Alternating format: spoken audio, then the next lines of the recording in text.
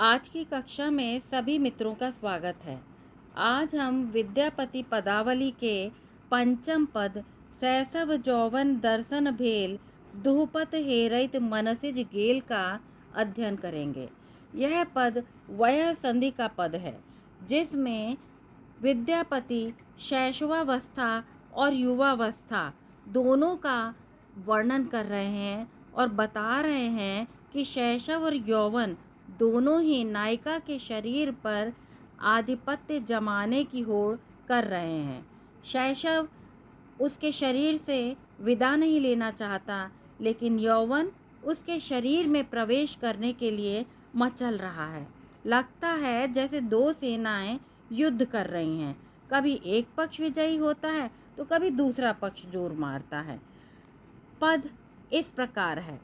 सैसव जोवन दर्शन भेल दुहपत हेरैत मनसिज गेल मदनक भाव पहिल परचार भिन्न देल भिन्न अधिकार। हम इसका शब्दार्थ भी साथ साथ देखते चलेंगे। कटिक गौरव पाउल नितंब एकक खीन अवकवलंब प्रकट हास अब गोपत भेल उरज प्रकट अबह तन्हिन लेल चरण चपल गति लोचन पाव लोचनक धीरज पदतल जाव नए कवि शेखर की कहियत पार भिन्न भिन्न राज भिन्न व्यवहार। अब इसका शब्दार्थ इस प्रकार है। शैशव माने शैशवावस्था, यौवन माने युवावस्था, दर्शन भेल माने दर्शन हुए, दुहपथ माने दोनों, पथ माने रास्ता, हेरैत माने देखते हुए, मदनक भाव कामदेव का भाव, पहिल परचार प्रथम कार्य किया है, भिन्न जन यानी भिन्न भिन्न लोगों की, दल भिन्न अधिकार भिन्न विभिन्न अधिकार दिए हैं। कटिक माने कमर, गौरव पाउल नितंब यानी नितंबों ने गौरवता माने भारीपन, पाउल माने प्राप्त कर लिया है। एकक छीन एक क्षीर्ण हो गई है यानी कटी क्षीर्ण हो गई है। औक अवलंब और जो भारी नितंब हैं वो मानो उसका सहारा बन गए हैं। प्रकट हास, हास माने हंसी, जो उसका हास पहले प्रकट होता था अब गोपत भेल, अब वो गुप्त हो गया है यानी भेल माने हो गया है, गोपत माने गुप्त हो गया है। उरज प्रकट, उरज माने वक्षस्थल, अब धीरे धीरे उसके शरीर पर उभर रहा है। अभह तनिक लेल और उन्होंने थोड़ा थोड़ा, तनिक माने थोड़ा थोड़ा, रूपाकार लेना आरंभ कर दिया है। चरण माने पैरों की, चपल गति माने चंचल गति, लोचन पाव नेत्रों ने प्राप्त कर ली है, लोचनक धैर्य नेत्रों का जो धैर्य था, पदतल जाव पैरों को प्राप्त हो गया है। नए कवि शेखर की कहियत पार, ये जो नए कवि शेखर विद्यापति हैं यानी विद्यापति की उपाधि है कि उनके कहने की कोई कहियत पार माने कोई सीमा नहीं है।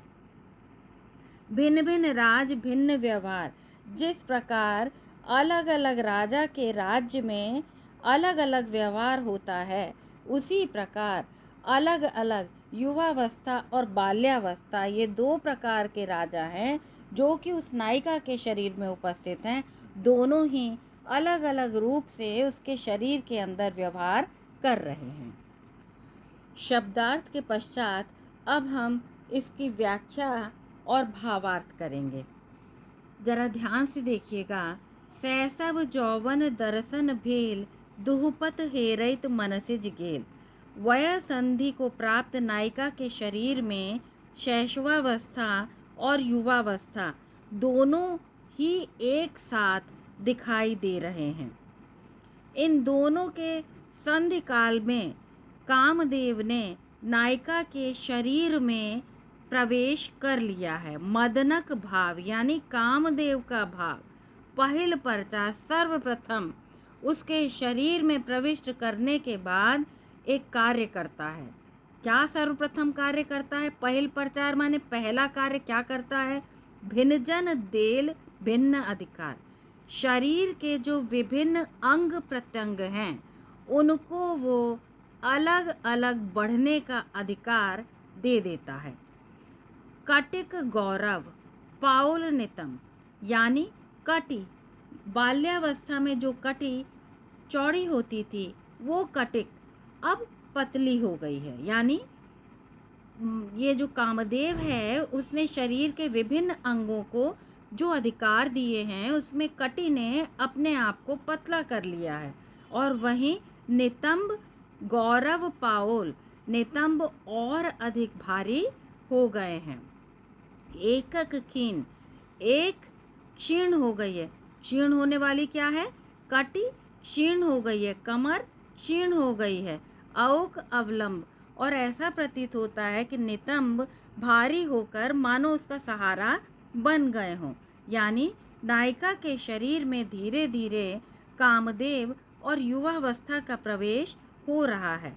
प्रकट हास, अब गोपत भेल, यानी वो हास जो पहले उन्मुक्त रूप से मस्ती से चारों ओर फैला करता था, उन्मुक्तता से बिखरता था, वो हास, वो हंसी अब गुप्त हो गई है। यानी युवावस्था आने पर नायिका ने जोर जोर से चंचलता पूर्वक हंसना बंद कर दिया है, बल्कि चुप रह जाती है, मुस्कुरा के रह जाती है।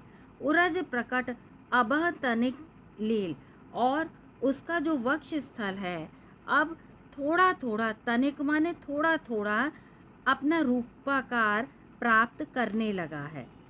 चरण चपल गति लोचन पाप, बाल्यावस्था में चरण जो एक पल भी नहीं रुकते थे, जो चंचल गति को प्राप्त थे, वो चरणों की चंचल गति अब नेत्रों ने प्राप्त कर ली है। लोचन पाव, लोचन माने नेत्र, नेत्रों ने प्राप्त कर ली है। और नेत्रों का धीरज, जो कि पहले नेत्रों के पास धैर्य था, वो धीरज मानो पैरों ने प्राप्त कर लिया है। कहने का तात्पर्य ये है कि बाल्यावस्था में जब नायिका पल पर भागा करती थी, भागती दौड़ती घूमती रहती थी, वही नायिका अब शरीर में युवावस्था के लक्षण प्रवेश होने के पश्चात धीरे धीरे चलने लगी है। चंचल गति उसके नेत्रों ने प्राप्त कर ली है और उसके मन में ठहराव आने लगा है। नए कवि शेखर की कहियत पार, भिन्न भिन्न राज भिन्न व्यवहार। नव कवि शेखर विद्यापति कहते हैं कि वयसंध की अवस्था में उस नायिका के शरीर में इतने सारे परिवर्तन हुए हैं कि उसका कोई और छोर नहीं है। वस्तुतः कहा जा सकता है कि भिन्न भिन्न राज्य, जिस प्रकार जब राजा बदलता है तब राज्य व्यवस्था में अवश्य परिवर्तन होता है, इसी प्रकार वयसंध की अवस्था में नायिका के शरीर पर कामदेव रूपी राजा का शासन हो गया है। अतः ये परिवर्तन तो होने सुनिश्चित थे, क्योंकि अलग अलग राजा के राज्य में अलग अलग व्यवहार दिखाई देते हैं। समझने के लिए हम सामान्य रूप से समझ सकते हैं कि पहले विद्यापति की नायिका में शारीरिक परिवर्तन के साथ साथ अब मानसिक परिवर्तन भी हो रहे हैं। पहले उसका मन बचपने में लीन था, यानी बाह्य परिवर्तनों के साथ साथ आंतरिक परिवर्तन भी हो रहे हैं। यानी पहले उसके मन में लज्जा नहीं थी, अब उसके मन में लज्जा, संकोच, काम भावना और चंचलता, ये सभी कुछ एक साथ प्रविष्ट हो रहे हैं।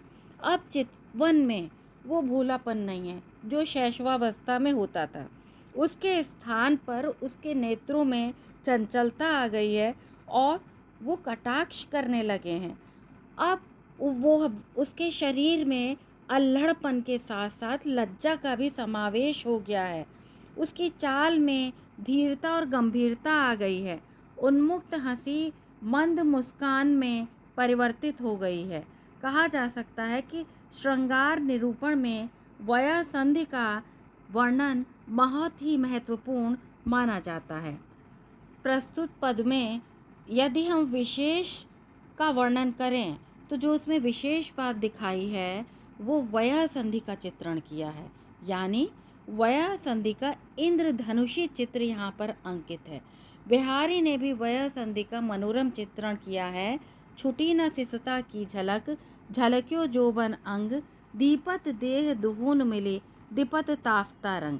यानी जिस प्रकार ताफ्ता, ये जो धूप छाई कपड़ा होता है, उसमें 2 रंग दिखाई देते हैं, उसी प्रकार नायिका के शरीर में शैशवावस्था और युवावस्था दोनों के ही रंग आते और जाते दिखाई दे रहे हैं।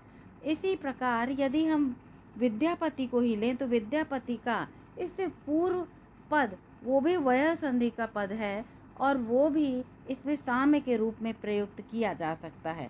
शैशव जौवन दर्शन भेल, दुहदल बले दंद परिगेल। इसके पश्चात यदि हम देखें तो इसके अंदर श्रृंगार रस की सुंदर योजना दिखाई गई है। गुणों का विनिमय होने के कारण परिवृत्ति अलंकार है, मैथिली भाषा है, कोमल कांत मधुर पदावली का वर्णन है, संगीतात्मकता है और भाषा में सानुप्रासिकता का समावेश दृष्टव्य है। धन्यवाद।